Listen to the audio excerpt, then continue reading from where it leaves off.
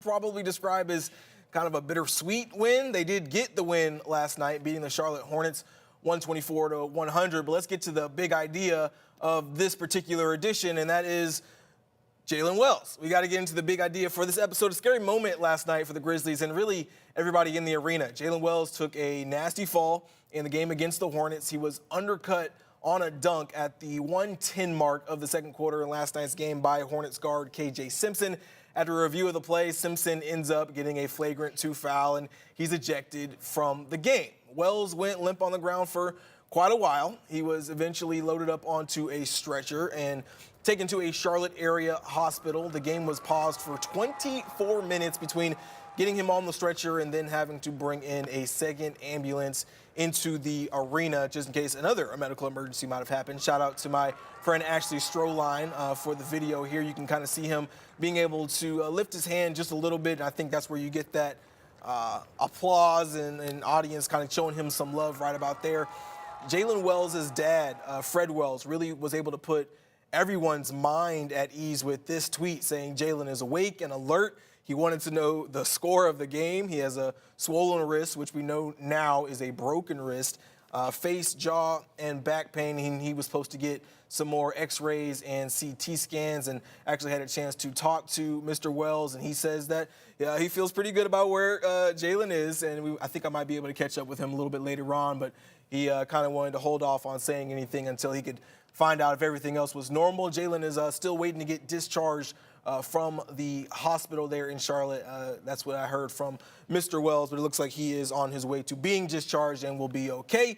Jaylen gave us his own update with this photo on his Instagram story saying, "Go Grizz." You can see his face swollen. You can see the cut over his eye from where he hit the floor. And then, of course, the soft cast there over his wrist. So now we got to talk about what's next for these Memphis Grizzlies. First of all, we hope that Jaylen's going to make an absolutely full recovery because this is a player on this Memphis Grizzlies team who has been phenomenal all year. And let's be pretty clear, when Jaylen Wells got drafted in the second round, I think pick 39, nobody really expected him to be what he has become on this team. And that is one of the Iron Men. Quite frankly, he has played in all 79 games, and he started in 74 of them. And so when you have a guy like that, he's been nothing but dependable pretty much all year. And when you have a guy who's dependable pretty much all year, you've got to find folks to fill in his space. Jaylen has been arguably the best wing defender on the team the entirety of the year. He's had so many games this season where he has been tasked with defending the best player on the team, or the best perimeter player on the other team. He's had some phenomenal defensive performances, shutting down the likes of Anthony Edwards, Kevin Durant, Steph Curry. And even when they've had really good games, they still had to contend with Jaylen being in their hip pocket and making things really difficult. Even when they've had games where they've gone for 20 and 30 points, you feel him every kind of minute he's on the floor because he is picking you up full court. And yes, that is something that other guys do. We see it from Vince Williams a lot. We also see it from Scottie Pippen Jr. But these are going to have to be the guys who really step up for this team. Jaylen has been phenomenal. Vince Williams is the guy that you really thought was going to be the quote-unquote starting perimeter defender. But Jaylen has had this role for pretty much the entirety of the season, 74 games that he has started. And at the same time, you have a Vince Williams Jr. who you thought was going to be in that role, and he hasn't taken it from him pretty much all year. Of course, we know that Vince has been he had the injury to his foot earlier on in the season, and then had to kind of figure things out after that, and hasn't quite been what we thought he would be, but he's kind of still finding his footing. And so you're wondering, is he going to be the one who is your starting three now? Will it be potentially a Luke Kennard, and you go more for the offense of Luke Kennard and his shooting? And could it be more minutes for G.G. Jackson? The rotation has kind of shrunk. And this is, be really honest about it, an incredible blow to this team that is kind of trying to find their footing here just 3 games before the playoffs are supposed to begin. This is a team that is, quite frankly, still reeling from a lot of things. The loss of head coach Taylor Jenkins. They lose Brandon Clark going into the kind of into the latter stages of the year, into the postseason, and he hurts his PCL, and you're hoping that he's supposed to have a full recovery ahead of next season. But you're losing bodies and you're losing them quickly. So I think this simplifies things maybe a little bit for Tuomas Isolo as he takes the Grizzlies into the postseason, because the rotation has no choice but to shrink. You're looking at a team that is quite frankly trying to figure out what minutes look like for a lot of these guys. Things have kind of shortened up. I kind of wonder what does happen with some of these more wing guys. Luke Kennard is a guy who you thought is going to be your best perimeter offensive threat, your best three-point shooter, really hasn't played well. Kind of looked a little bit like the Luke Kennard from before the trade deadline, and he kind of picked it up and it played well through the trade deadline. And you're like, okay, we got that Luke Kennard back. Still not sure what's going to happen with him. Only played 16 minutes last night, 0 for 3 from the three.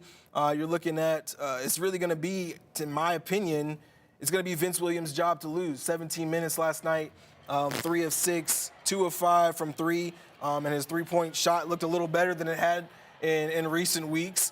But yeah, losing Jaylen Wells is tough, because you thought for a while he would be potentially the rookie of the year. And certainly he tapered off just a little bit. I think he hit that rookie wall. He says he didn't hit it, but I think it was pretty evident that he hit that rookie wall a little bit. And you're certainly still going to expect him to be on one of the all-rookie teams, or the all-rookie team, for what he's been able to do all season. Really a phenomenal year.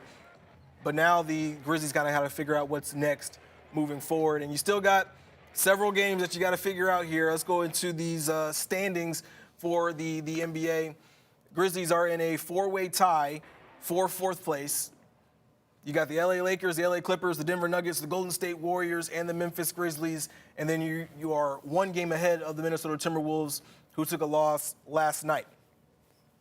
You got 2 more games this week. You have the Minnesota Timberwolves again on Thursday. You beat them, you might knock them out of the conversation as far as you're concerned for whether they're ahead of you or not, kind of for that 5th or 6th spot in the standings. And then you have the Denver Nuggets, who just lost their own head coach earlier this week, Mike Malone, who'd been with the team for 10-plus seasons. And they also decided they're not going to bring back Calvin Booth, the general manager. So you got a team over there that's going to be headed up by one of their assistants, Adelman, and kind of trying to figure out who they are here going into the latter parts and latter stages of the season and going into the postseason. You got 2 opportunities right now where you beat these teams, you put yourself in a much better position, and arguably the best position to be in one of those top 6 spots, which is certainly what the Grizzlies are hoping to do.